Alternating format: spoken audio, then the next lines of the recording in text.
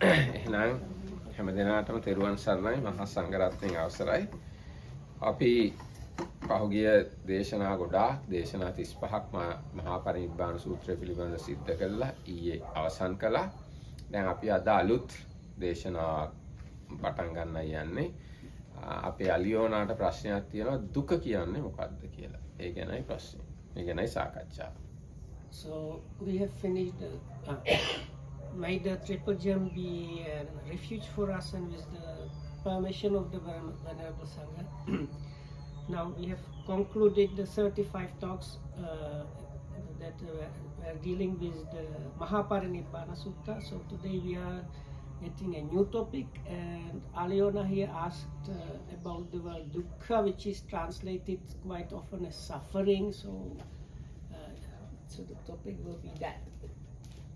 එතකොට මේ දුක්ඛ කියන පාලි වචනේ ඊටාම විශාල තේරුමක් තියෙන ගැඹුරු වචනයක්.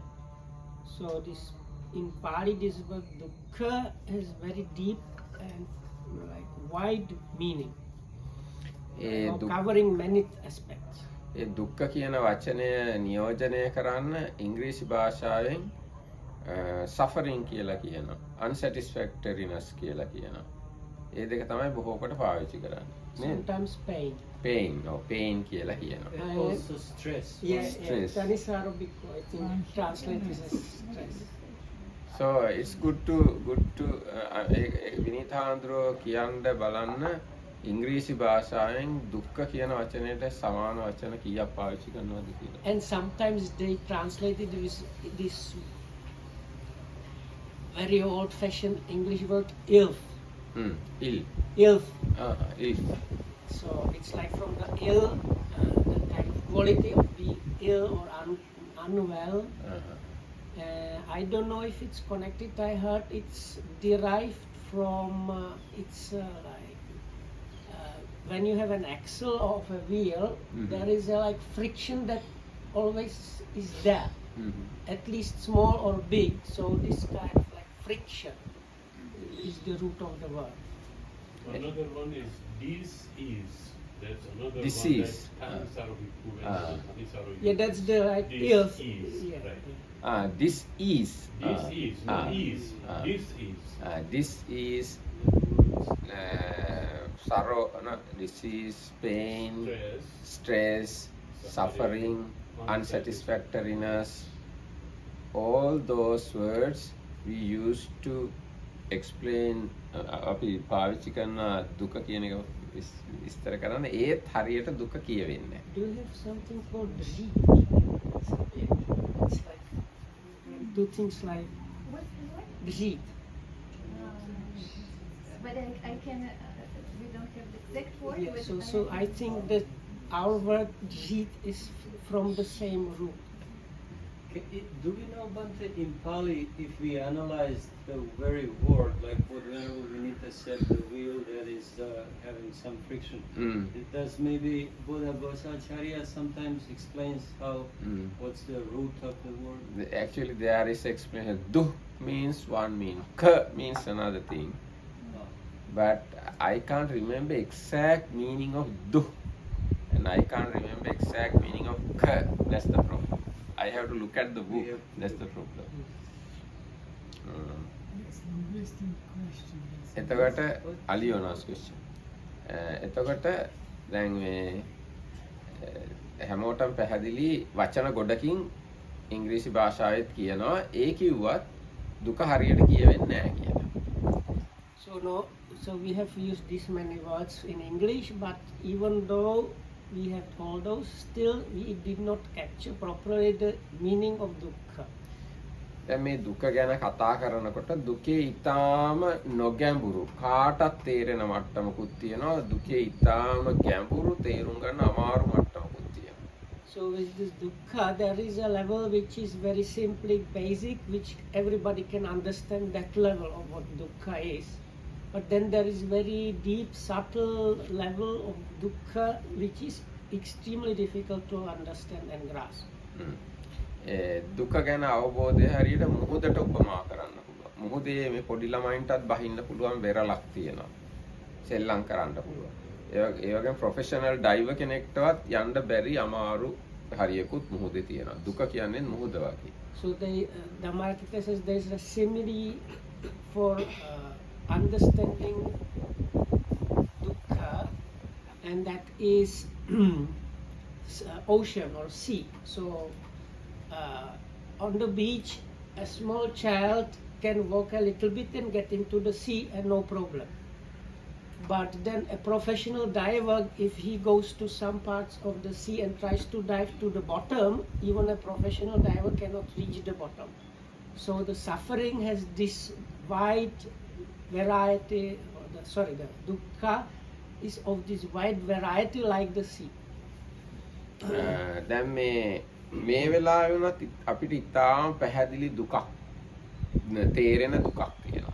So even just now there is very clear one kind of or some kind of dukkha which we can immediately now understand and know.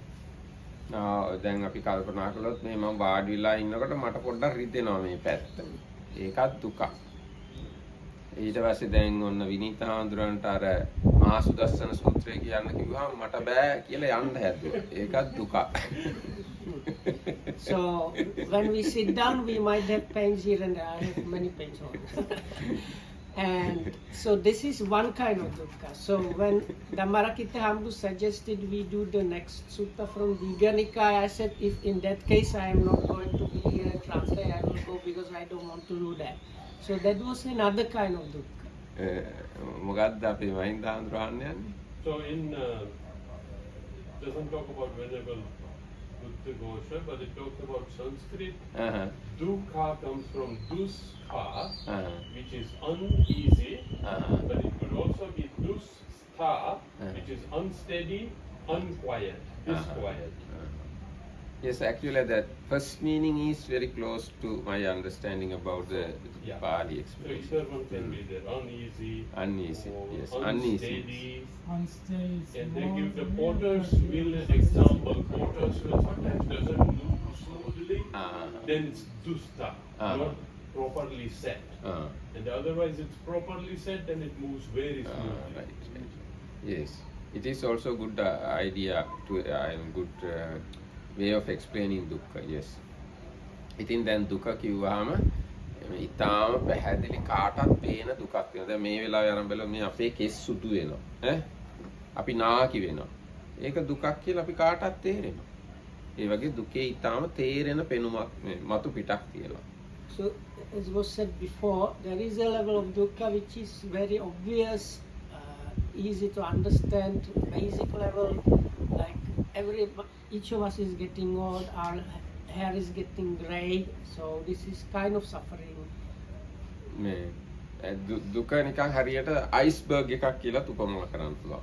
උඩින් පේන කොටසක් තියෙනවා අයිස්බර්ග් එකක. යට ගොඩාක් තියෙනවා. දුකත් ඒ වගේ තමයි. So another simile for dukkha can be an iceberg. So you have like part which is above the water surface, which is very visible, and then there is a big chunk of ice under the water. So දැන් මේ වෙලාවේ අපි කතා කර ඉන්නකොටත් ගොඩාක් දුක් විඳිනවා අපි දන්නේ නැති වුණාට. So even while talking here, a lot of dukkha is happening without us even realizing it. ඔව්. දැන් සමහරලාට දැන් හිතමු මං කියන දෙයක් විනීත හාමුදුරුවෝ හරියට ට්‍රාන්ස්ලේට් කරන්න. එතකොටත් මට දුකක් ඇති වෙනවා. So sometimes I might think what I am saying in Sinhala, Vinita is not translating properly, so then I have kind of dukkha. ඒ වගේම දැන් මේ කතා කරනකොටත් මගේ බෙල්ලේ අමාරුවක් තියෙනවා. මෙහි අමාරුවක් තියෙනවා. ඒ දුක දැනෙනවා දැනුත් මට. So also while talking I have some like neck pains, so that those neck pains are also kind of dukkha. දැන් ඔහොම ඉන්නකොට ඕගොල්ලන්ටත් අනේ මේ මොනවද කියන්නේ කිසි වැඩකට නැති දේවල් නේ කියලා සමහරට දුකක් ඇති වෙන්න පුළුවන්. So now as I talk, people here might think what the heck is he talking about, this kind of, or they might think like this is kind of what kind of useless rubbish is he talking about. So then you are in a kind of dukkha. ඉතින් මේ බොහොම මතු පිටින් පේන දුක් 12ක් බුදුරජාණන්සේ පෙන්නලා දීලා. So there is according to Dhammarakita Hamdu, about 12 kinds of this obvious, easy to understand grasp suffering, 12 of them. Yes. Jati, jara, vyadi, marana, soka, parideva, dukkha, domana, upayasa, raga, dosa, moha. So those Pali words, Jati is birth, Jara is aging or deterioration, Jati, Jara, Vyadi, disease or unease or like being sick, Maranas is death, and then Soka Parideva.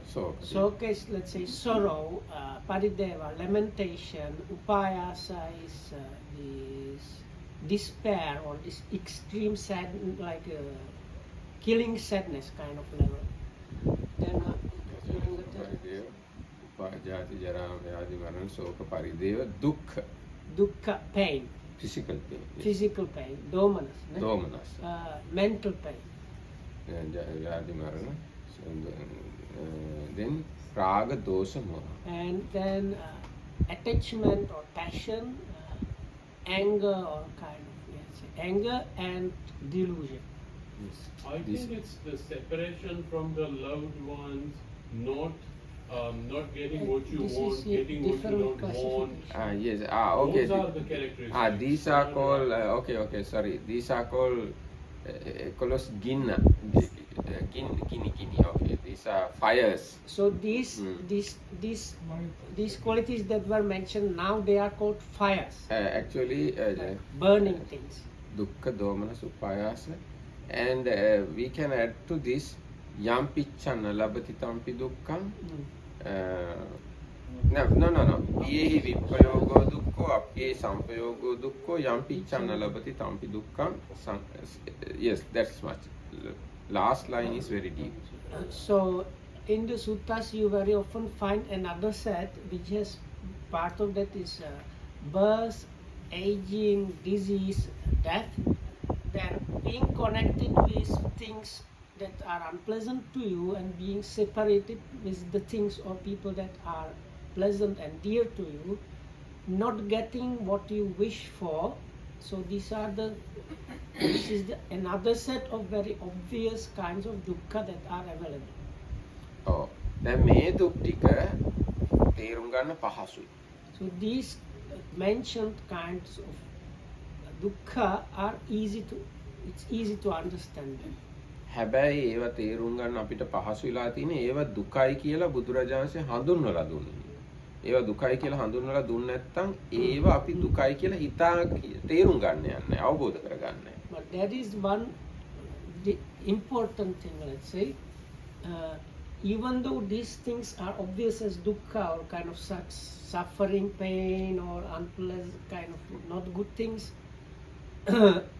if you don't have the Buddha's words explaining that there is dukkha, you might not understand now is dukkha happening and it may like create more trouble. Anyway, so you might not get the understanding what is happening is dukkha. Yes, you experience dukkha without understanding it as dukkha. Even these obvious ones, if you don't have the Buddha's words or දැන් උදාහරණයක් විදිහට වයසට යෑම දුකයි කියලා කිව්වට අපි ඒක දුකක් කියලා පිළිගන්නේ නැහැ. වයසට යනකොට අපි මේකප් කරලා ඒක හංග ගන්නයි හදන්නේ. ඒක දුකක් කියලා පිළිගන්න හදන්නේ. So like to give an illustration for this is, okay, so one of the sufferings mentioned as obvious one is aging or deterioration of things. So now, but people when they age, they use like hair, they dye their hair and use makeup to cover up the aging because people don't like to accept or acknowledge the aging and the suffering, the dukkha. දැන් බුදුරජාණන් වහන්සේ ඒක දුකයි කියලා කිව්වේ නැත්නම් අපි ඒක දුකයි කියලා හිතන්න යන්නේ නැහැ. So what Venerable Dhammarakita was saying, if the Buddha didn't tell us aging is a kind of dukkha, people would not like to think about it as dukkha. ඒ වගේම දැන් තව කියන්න පුළුවන් අපි තමයි ඉපදීම දුකයි කියලා. So දැන් ඉපදීම දුකයි කිව්වට අපි කාටවත් මතක නැහැ උපදින එකේ දුකක් මොකක්ද. අපි ඉපදිච්ච හැටි අපිට මතක නැහැ. So another example is the birth is another dukkha that was like explained as dukkha. So most of us don't remember our birth, and most of us would not know anything like first-hand experience about birth we don't have now really. So we would never consider it as dukkha. ඒ වගේම දැන් ප්‍රියාංගෙන් වෙන්වීම දුකයි කියලා කිව්වට මොකද ප්‍රියෙක් වෙන් වෙන කම්ම අපිට එහෙම මතකයක්වත් නැහැ කිසිම මේ ගැන හැඟීමක්වත් නැහැ. ප්‍රියෙක් වෙන් වෙච්ච වෙලාවට විතරක් ඒක දුකයි කියලා මතක් වෙනවා. ටික දවසකින් ඒක මතක නැති වෙලා යනවා. So then the next one is being separated from the pleasant or dear things or people. So we usually don't think about that at all. And only when that happens we are experiencing that, and the normal tendency is to forget it as soon as possible. Like we don't want to think about it. ඒ වගේම දැන් මරණය දුකයි කියලා කිව්වට අපි කාටවත් මැරෙන එක දුකයි කියලා දැන් තේරෙන්නේ. Likewise for the death is also one of the dukkhas. So but because we are now not dying, so we really don't understand it. එතකොට මේ දුක කියන එක අපි තේරුම් ගන්නේ බුදුරජාණන් වහන්සේගේ උපකාරයෙන්. So we understand that there is dukkha thanks to the help of the Buddha.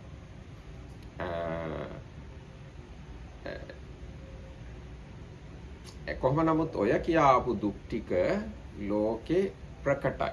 උඩින් මතුවලා තියෙනවා හරියට අර අයිස්බර්ග් එකේ උඩ හරිය වගේ. So but no matter what, even though it was said this way, these mentioned ones so far are kind of obvious, visible kind of dukkha, which are like the part of the iceberg that is above the water, that are still we can somehow understand with not that much difficulty.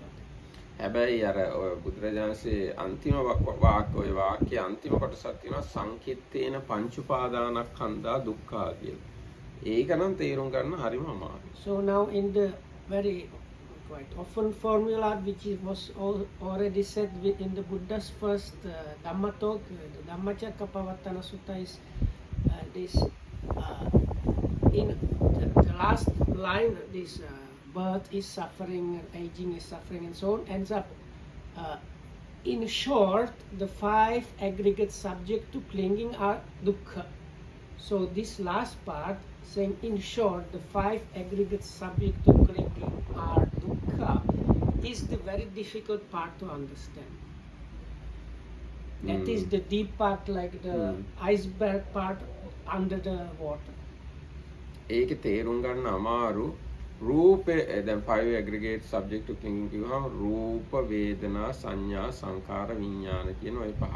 අන්න ඒ පහ මොනවද කියලා තේරුම් ගන්න අමාරුයි. ඒක හින්දා දුක කියන්නේ මොකක්ද කියලා තේරුම් ගන්න අමාරුයි. So the 5 aggregate subject to clinging are the form aggregate subject to clinging, rupa, or like physical form. Then Vedana is translated as feelings, like for experiencing. So Vedana is the next aggregate subject to clinging. Sanya, perception, is the third aggregate subject to clinging. Sankhara, or mental formations or volitional formations, is the next subject, aggregate subject to clinging. And Vijnana, translated as consciousness, is the 5th aggregate subject of clinging. So it is for us difficult to even understand these 5 aggregates, what they are about, and as a result understanding the dukkha about those is like very difficult. ඒ කියන්නේ දැන් තේරුම් ගන්න අමාරුයි කියන්නේ රූප කියන එක මේ පෞද්ගලිකව අපේ ඇඟ හෝ අපිට සම්බන්ධ දෙයක් තමයි. ඒ වගේම මේ 31 තලයටම සම්බන්ධ දෙයක්. ඒකින්ද ඒක විශාල දෙයක්. අපිට පෞද්ගලිකවත් ඒක අදාළයි, සමස්තයටත් අදාළයි රූප කියලා කිව්වා. ඒකින්ද ඒක තේරුම් ගන්න අමාරුයි. I don't know if I understood correctly even this. So I will try. So if I understood correctly, the rupa mentioned here means really the physical body, but it also means actually the materiality itself, no? So and especially as the material itself, it covers up basically whatever material, like whatever is like material there, physically there. Hence, it covers amazing amount of like things. ඒක things කියන්නේ දැන් 31 තලයක් තියෙනවානේ බුදුරජාණන් දේශනා කළා. ඒතකොට රූප කියන එක 31 තලයටම සම්බන්ධ දෙයක්. ඉතින් රූපයේ 31 planes of existence. Okay. ඒතකොට 31 planes of existence වලටම රූප කියන එක සම්බන්ධයි. ඉතින් රූපය කියන එක තේරුම් ගන්න අමාරුයි.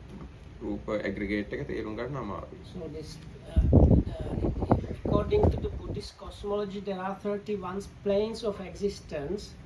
So the rupa aggregate, the first aggregate of the aggregates, covers up or is connected with the 31 planes of existence. So that like covers so much, it's very difficult to understand. වේදනා කියන එකත් එමය. වේදනා කියන එක අපේ පෞද්ගලික අත්දැකීමකුත් වෙනවා වේදනා. ඒ වගේම වේදනා කියවම 31 තලයටම සම්බන්ධයි. ඉතින් ওই දෙකම තේරුම් ගන්න ඕන වේදනාව තේරුම් ගන්නවා. ඒකින්ද ඒක ලේසි වැඩක් නෙමෙයි. So then we have our personal vedana, or experiencing of feelings. So that's one thing, but also it's connected with the feelings that are available in connection with the 31 different spheres of existence. So hence again, amazingly a lot of to cover, and because of that difficult to understand in its whole. සංඥා කියන එකත් එහෙමයි. සංඥා අපිට පෞද්ගලිකව අත්දකින්න අපේ පෞද්ගලික දෙයකුත් තමයි. හැබැයි සංඥා කියන එකත් 31 තලයටම අදාළ කාරණාවක්. ඒකින්ද සංඥා තේරුම් ගන්න එකත් තමයි. Likewise for perception sanya, the third aggregate, we have our like first then experience about sanya, our own personal sanya perception happening, which is one part of that, but also there is the part that is connected with the 31 spheres of existence. So there is again this amazing lot of to cover. සංකාර කියන එකත් ওই විදිහමයි, විඥාන කියන එකත් ওই විදිහමයි. අපේ පෞද්ගලික අත්දැකීමකුත් ඒව ගැන තියෙනවා. 31 තලයටමත් විඥානය සම්බන්ධයි. ඒකින්ද විඥානය කියන එක තේරුම් ගන්න එක පහසු වැඩක් නෙමෙයි. Likewise for the volitional or mental formations, the fourth aggregate, and for the consciousness vijnana, the fifth aggregate, we have our own experience, like within our first then experience about the mental formations and consciousness, but there is another part which has to do in connection with the 31 spheres of existence. So there's amazing a lot of to understand. How is Rupa connected to Arupavachara? Yes, I thought about that, but I did not want to mention about it because then it become very complicated. So I omit that part. Out of these 31 planes of existence, 4 planes don't have form. But other feeling, perception, mental formation and consciousness are there. Yeah, but I was wondering how is Arupavachara connected to Rupa? Actually, Arupavachara has no Rupa because previously meditated to get such kind of thing.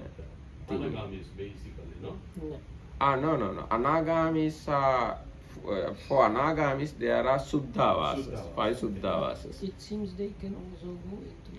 Yes, they can go, but this Arupavacharas are especially for meditators who meditate on those Arupavachara objects.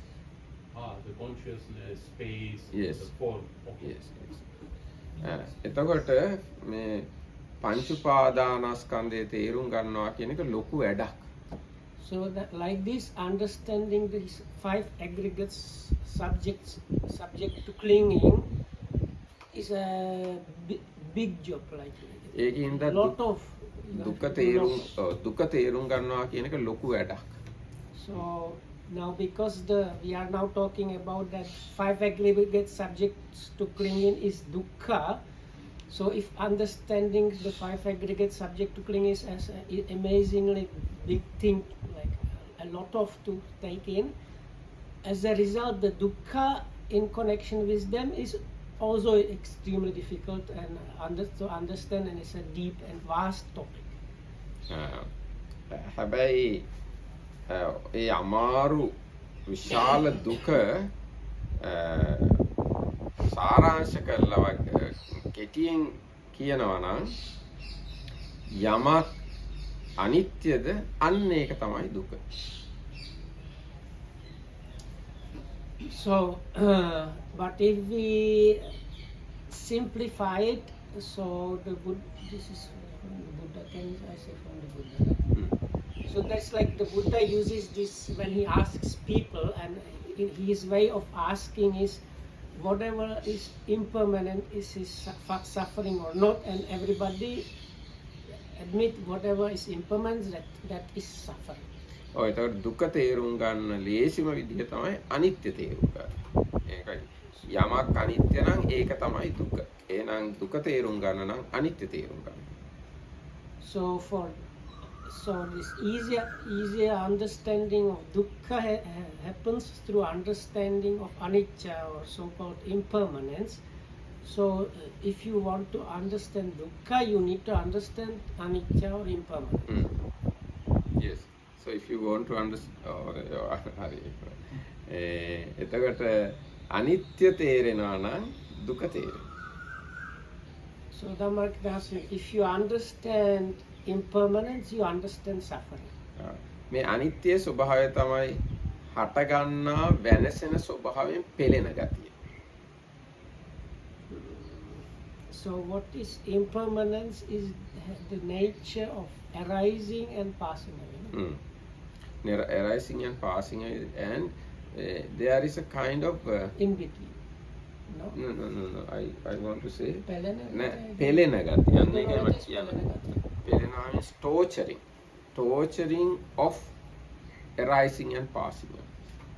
But that's the dukkha, no? That's Yes. not the anicca.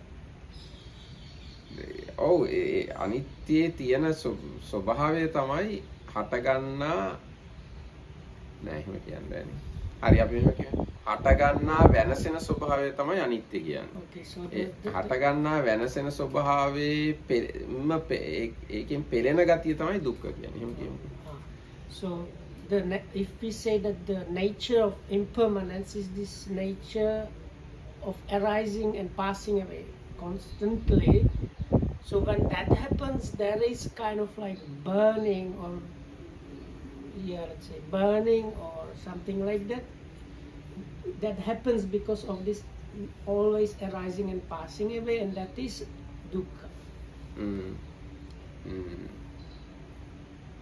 ඒ කියන්නේ සාමයක් නැහැ. ඇති වෙච්ච වෙලේ ඉඳන් නැති වෙන දක්වා තමයි ගමන් කරන්නේ. So when we say kind of burning, the burning is there because there is like no rest. Because always arise, pass away, arise, pass away. There is no break. Like you don't have free time to just rest and be okay. Because this is just always going on. එහෙම නැත්නම් හටගත්ත වෙලේ ඉඳන් වෙනසීම දක්වා යමින් තමයි ඉන්නේ.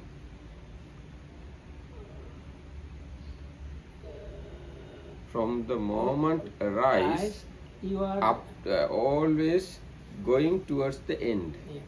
There is no rest, no peace, no stop.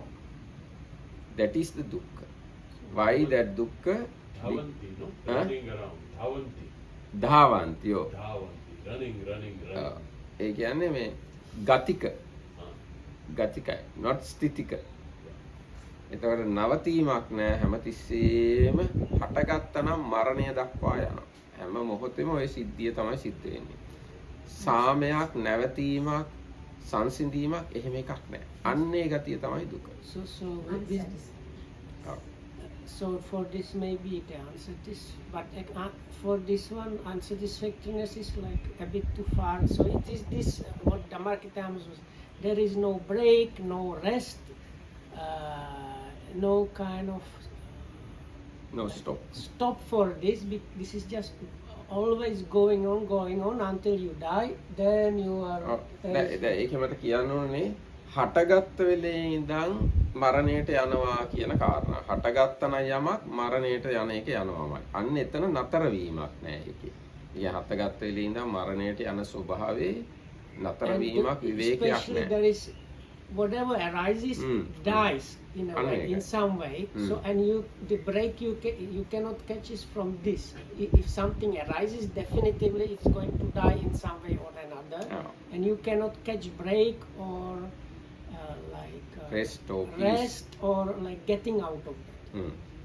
අන්න ඒක දුකයි කියලා තේරුම් ගන්න පුළුවන්. යමක් හටගත්තා නම් මරණය දක්වාම යන ස්වභාවයෙන් යුක්තයි. අන්න ඒක තමයි so whatever arises, you have to experience it up to the death or like this breaking. දැන් අපි ගැන බැලුවත් එහෙමයි. දැන් උපදිච්ච වෙලේ ඉඳන්ම අපි ලොකු වෙලා වැඩිලා මරණයට යන එක යනවා. ඒක තමයි ස්වභාවය. So on this basic level, it is us, all of us were born, so until the time of our death we are experiencing that, but we cannot get out of it because the death is coming. No, okay. Not get out. Okay, it's correct, but it is not the thing I want to say. From the birth, we are growing and growing and growing and growing and going to the death. And no stop, no rest, no peace. Not only us, all the people in the world, from the birth, they are going to the death. No rest, no stop. You cannot catch a break. Yes, you cannot catch a break. ඔක්කොම මිනිස්සුන්ට එහෙම තමයි. For all the people it's like that. දැන් ඊට පස්සේ තව එකක් තමයි ඒ යන ක්‍රියාවලිය ඒ උපදිච්ච දවසේ ඉඳන් මරණය දක්වා යන ඒ ක්‍රියාවලිය ඇතුලේ තව පොඩි ඇනීම් තියෙනවා දුක් තියෙනවා. So down within this bigger scale from birth to death, there are another occasions where you are being like pricked by the dukkha.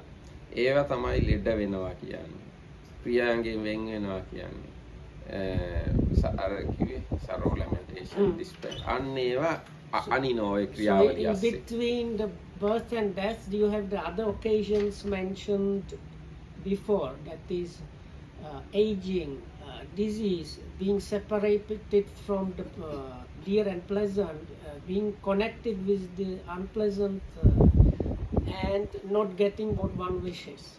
ඒතර කෙනෙක්ට හිතෙන්න පුළුවන් ඉතින් ඔය අතර වාරේ සැපත් තියෙනවා, ප්‍රියයන් එක්ක එකතු වෙන්නත් හම්බ වෙනවා, අප්‍රිය අපෙන් අයින් වෙලා යනවා, තරුණ වෙනවා, සන්තෝෂ වෙනවා, ඒවත් තියෙනවානේ කියනවා. ඒ දැන් පොඩි කාලේ නම් තරුණ වෙනවානේ. පොඩි කාලේ නම් It does not work like that in English. Okay. No.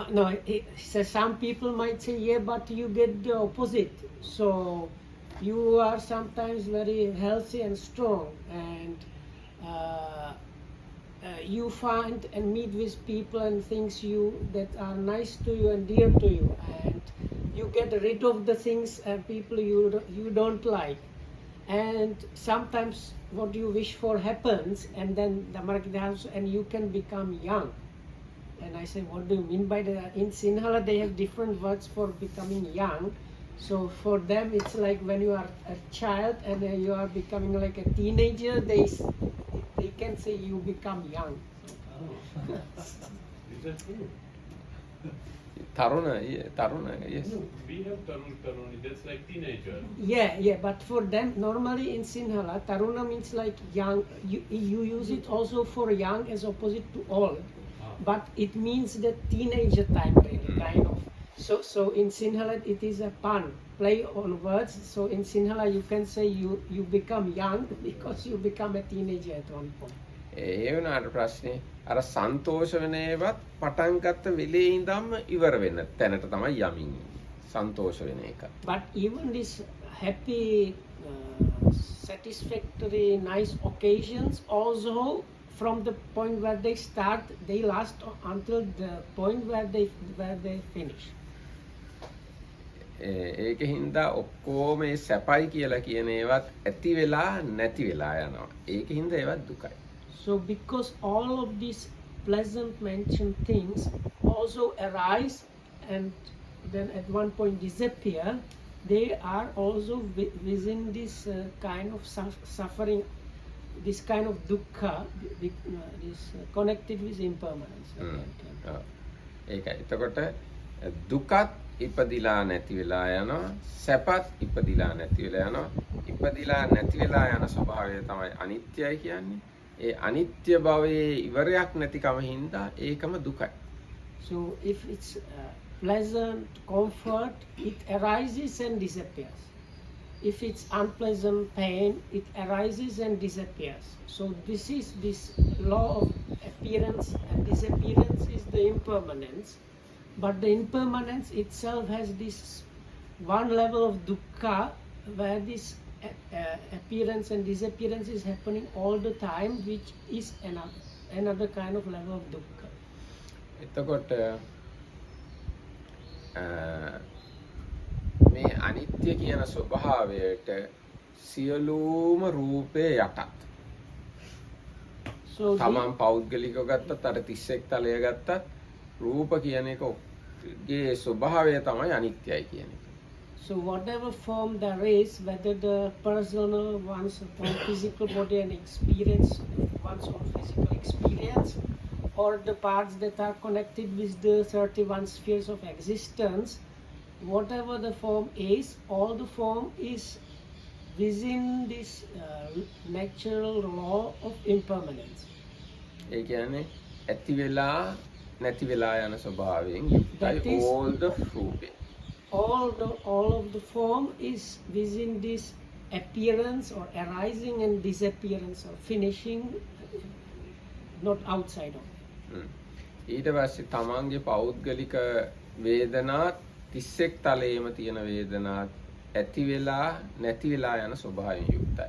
ඒකින්ද දුකයි.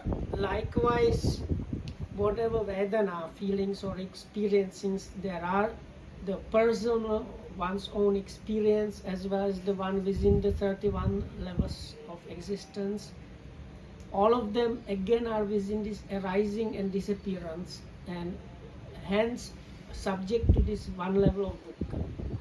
ඊට පස්සේ සියලුම සංඥාත් සියලුම සංකාරත් සියලුම විඥානත් තමන් කියලා ගත්තත් මේ 31 තලය කියලා ගත්තත් ඇති වෙලා නැති වෙලා යන ස්වභාවයෙන් යුක්තයි. ඒකින්ද ඒ ඔක්කොම දුකයි. Likewise, the perceptions, volitional formations, and consciousness, whether it's one's own experience or the one connected with the 31 levels of existence, all of that, all the perceptions, all the formations, and all the consciousness are within this nature of arising and disappearing, and hence within this specific one kind of dukkha of this appearance and disappearance. එතකොට ඔන්න ඔය දැන් ඔය කිව්ව කාරණා වලින් තේරෙනවා දුක කියන එක ලේසියෙන් තේරුම් ගන්න පුළුවන් එකක් නෙවෙයි ලොකු දෙයක් කියලා. So from this you can understand, again, if you want to have big understanding, if you have to have like bigger or more comprehensive understanding of dukkha, it's not an easy task because it like goes to so many levels. So it's not an easy thing. මොකක්ද Mahinda? I think one other way Lord Buddha gives us to think about this is about some suttas in the Samyutta Nikaya where he says you don't have control over your form. May my form be thus, may my form not be thus. And that's another kind of No, it is- unsatisfactoriness or dukkha. It is අනත්ත ලක්ෂණ.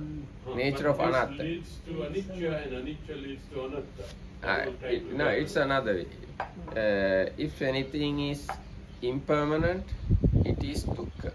If something is dukkha, it is not suitable to take as myself. When Buddha explaining anatta, concept of anatta, Buddha used the words you said. May my form be this way or that way, you can't get it. Control. No control. It's natural process and it happens the way it happens. It is anatta. But if you kind of attached to the wanting it to happen that way, then you have yampicham labhati. Then you get Yeah.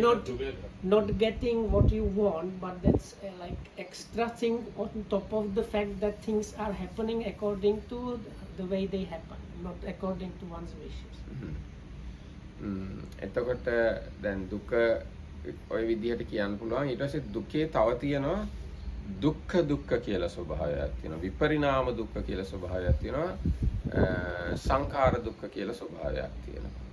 දැන් So then this is one way of looking at dukkha. Then there is another way of looking at that, and they are like another like way of describing the aspects of dukkha. So one of them is called dukkha, like painfulness of or the painful nature, let's say, of the dukkha.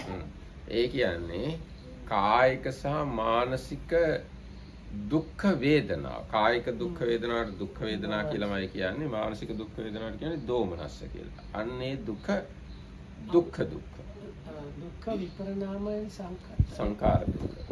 So the second kind of dukkha is called dukkha of viparinama. That means change. No, or, first dukkha you did not mention. No, I said dukkha is the pain, dukkha as pain.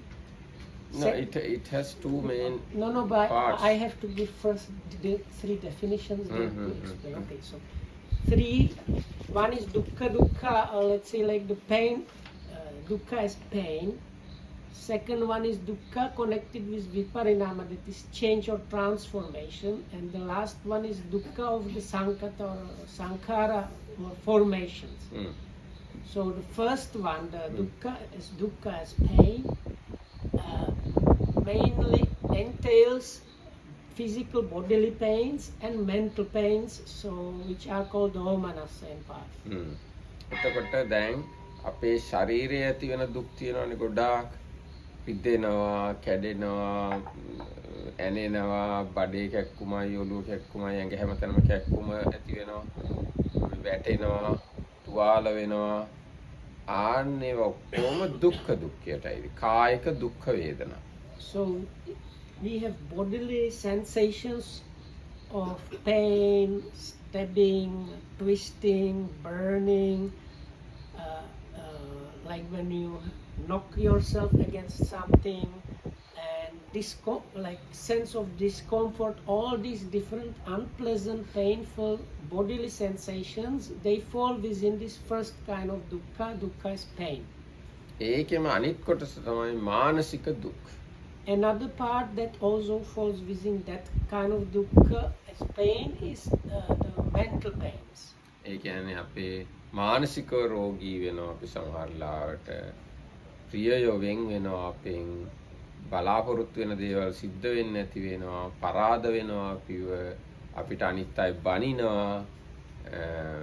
අපේ මේ බලාපොරොත්තු ඉෂ්ට වෙන්නේ අපේක්ෂා භංගත්වයට පත් වෙනවා. ඔයගේ මානසික දුක් වේදනා ගොඩාක් අපිට ඇති වෙනවා. There is an amazing number of mental pains. So frustration from not getting what you like, being separated from the dear ones or pleasant things,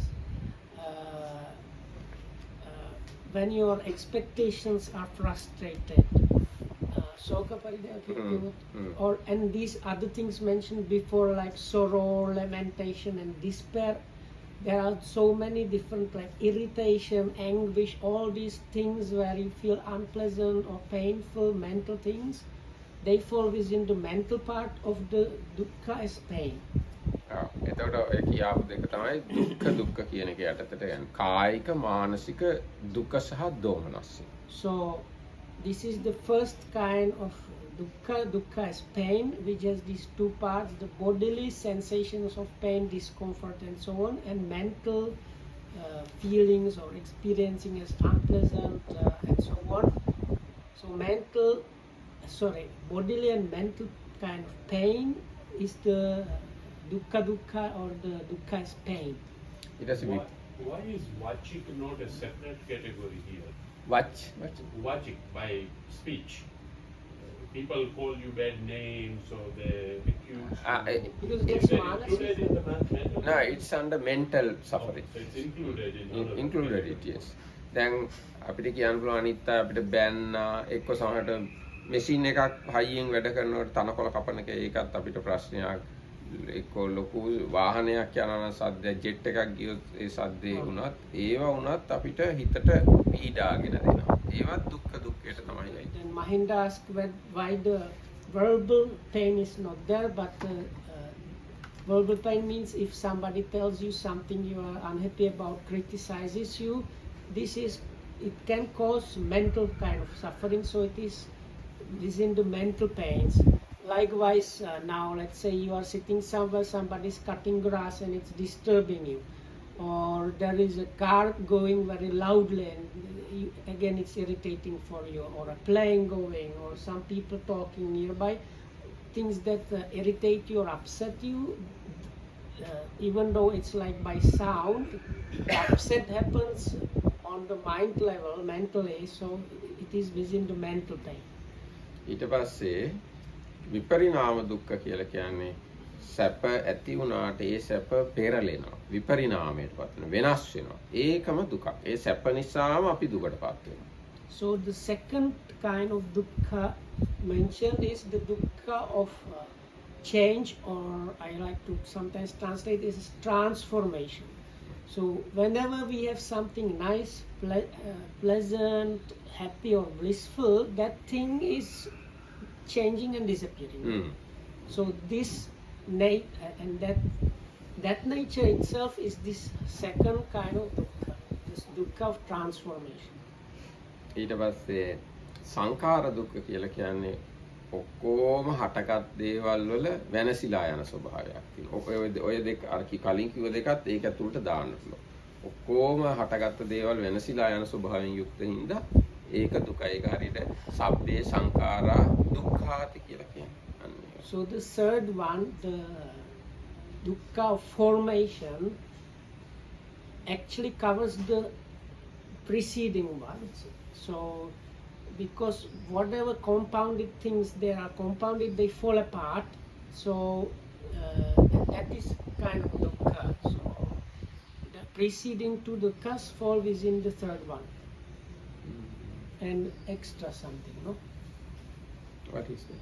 No, I meant like, is it only the two preceding ones, or it's No, extra. extra? Yes. Like this because there is every day we chant here famous stanzas, sabbe sankara dukkhati yada panyaya passati attani vindati dukkha samaggo visu. So it's all formations are dukkha.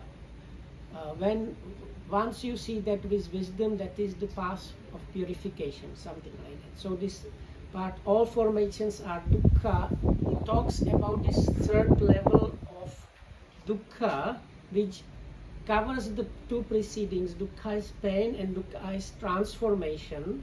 But on top of that, it has this fact that everything that is compounded like comes together and falls apart. So this is like extra level of suffering. ඒ කියන්නේ දැන් අපිට දල වශයෙන් කියන්නේ වෙන තේරෙන විදියට කිව්වොත් දුක්ඛ කියන්නේ දුක්ඛ වේදනාව දුකයි කියන එක. විපරිණාම දුක්ඛ කියන්නේ සැප වේදනාව දුකයි කියන එක. සංඛාර දුක්ඛ කියන්නේ ඒ දුකයි සැපයි උපේක්ෂා වේදනායි තුනම දුකයි කියන එක. If you look at it in a this is kind of good way to understand these three levels. So the dukkha is pain, talks about the painful feeling or painful experiencing. It is painful, so the second one talks about the dukkha of the pleasant experiencing or a feeling, and the third level talks about the experiencing or feeling itself, whether it's pleasant, unpleasant or neutral, is anyway kind of dukkha. ඒ කියන්නේ විශේෂයෙන් මෙතෙන්දී අදහස් කරන්නේ උපේක්ෂා වේදනාවේ දුක්ඛ. But especially the third one applies to the like neutral, let's say, neutral feeling or neutral experiencing. දැන් අර විපරිණාම දුක්ඛයේදී විශේෂයෙන් අදහස් කරන්නේ සුඛ වේදනාවේ අවසන් වීමේ දුක. So with the second one, that's the dukkha as transformation, it's especially the fact that the pleasant, nice, comfortable experiencing or whatnot is disappearing, because all of that eventually disappears. So that second one is about that. about pleasant thing disappearing. එතකොට ඉතින් ඔය විදිහට අපිට දුක ගැන දල අදහසක් කියලා ඊට පස්සේ ඕක තව පොඩියට බෙදන්න පුළුවන් පුංචි කෑලි වලට. So this is like general classification of dukkha. Then of course we can do small, like we can start dissecting it and classifying it into small and smaller segments. දැන් රූපය දුකයි කියලා කිව්වනේ. ඒ රූපය දුකයි කියන එකට රූපය කියන එක තේරුම් ගන්න ඕනේ ඉස්සෙල්ලා. රූපය තේරුම් ගත්තාම ඒකෙන් අදහස් වෙන්නේ පඨවි ආපෝ තේජෝ වායෝ ආකාශ කියලා කියනවා. පඨවි ආපෝ තේජෝ වායෝ ආදී ඒ ධාතු ටික තමයි රූප කියන්නේ. ඒ පඨවි ධාතුවත් දුකයි, ආපෝ ධාතුවත්, තේජෝ ධාතුවත්, වායෝ ධාතුවත් දුකයි. මොකද මේ හැම එකක්ම ඇති වෙලා නැති වෙලා යනවා. So we take the first aggregate, that's the aggregate of form. So that is usually defined as the four great elements and sometimes included the space. So we have the earth, water, fire and wind, or like heaviness and materialism, solidity. Heaviness and solidity is the first one. Adhesion is the second one. Heat is the third one, and vibration or movement is the fourth one. So this is what how the form or material physical things are compounded. So then within that, this solidity element is also appearing and disappearing. Adhesion is also appearing and disappearing. Temperature,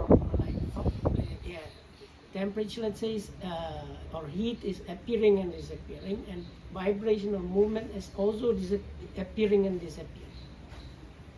So, and that within that you have again the suffering of this appearing and disappearing. දැන් ඔය කිව්ව හතරෙන් තමයි අපේ ශරීරය හැදිලා තියෙන්නේ. So our body is compounded out of like as a combination of these four elements.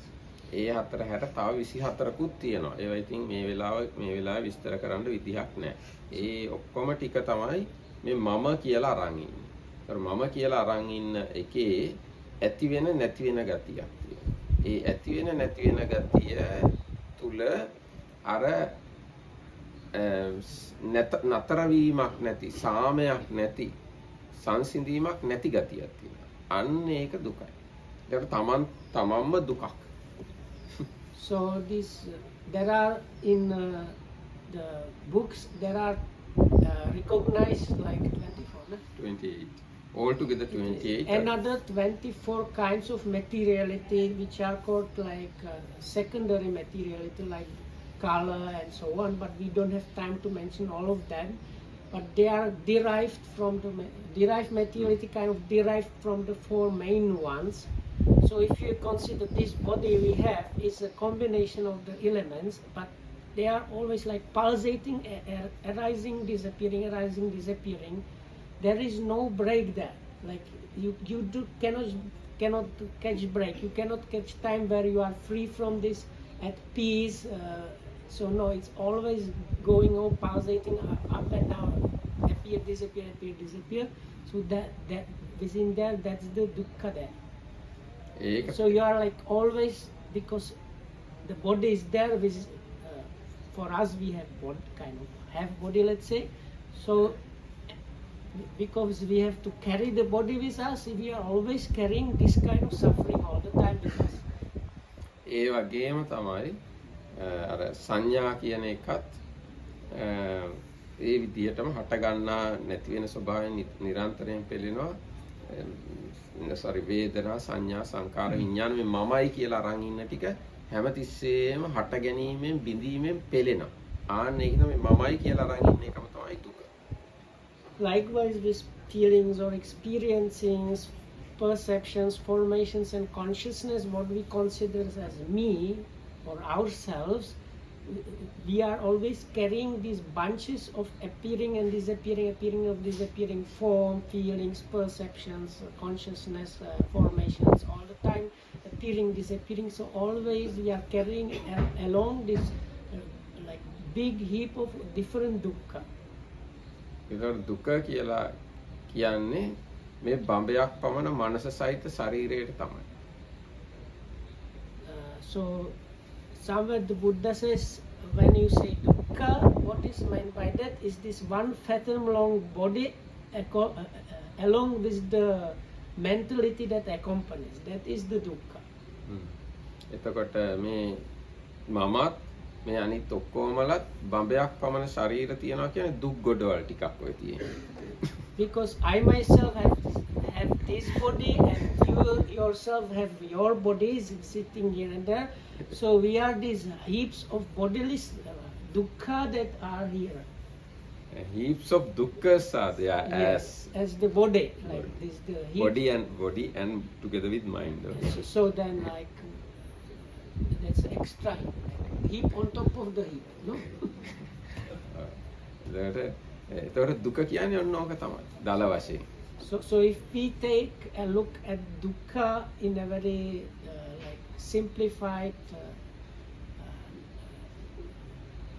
like basic outlook on dukkha, this is what the dukkha is about. ඔව්. අවසාන වශයෙන් දුක කියලා කියන්නේ බඹයක් පමණ සංඥා සහිත මනස සහිත මේ ශරීරයට කියන සමාන වචනයක් තමයි දුක කියන්නේ. So the last part, once again, when we say dukkha, what is meant is this physical body along with this perception, mental things and consciousness. That is the dukkha. That is this heap of dukkha. එහෙනම් හැම දිනාටම දුකෙන් මිදෙන්න ලැබේවා කියලා අවසාන වශයෙන් ප්‍රාර්ථනා කරනවා. So for each of us, may we get freedom from dukkha or suffering at one point.